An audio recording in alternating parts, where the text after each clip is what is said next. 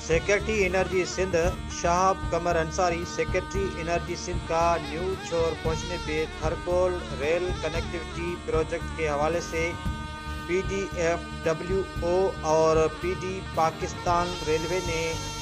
तफसीली ब्रीफिंग दी। Thar coal railway connectivity मंसूबे के हवाले से प्रोजेक्ट डायरेक्टर पाकिस्तान रेलवे और FWO की नुमाइंदगी की जानिब से सेक्रेटरी एनर्जी सिंध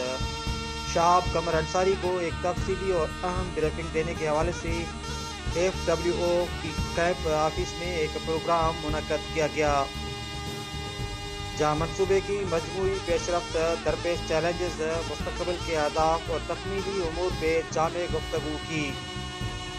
उस मौके पे सेक्रेटरी एनर्जी हुकूमत सिंध शाहब कमर अंसारी ने मनसूबे की अहमियत को उजागर करते हुए उसकी जल्द तकमील, शफाफियत और तमीराती मयार पे जोर दिया और कहा कि ये मनसूबा हुकूमत पाकिस्तान और हुकूमत सिंध की मुश्तरका तरक्याती स्कीम है। इस मनसूबे पे अमल दरामद और मनसूबे की तकमील के बाद ऑपरेशन भी मुश्तरका तौर पे की जाएगी, जो कि हुकूमत पाकिस्तान और हुकूमत सिंध बराबरी की तनासब से फंडिंग मुहैया कर रही है। रिपोर्ट कर रहे हैं डॉक्टर एम लाल वाघानी।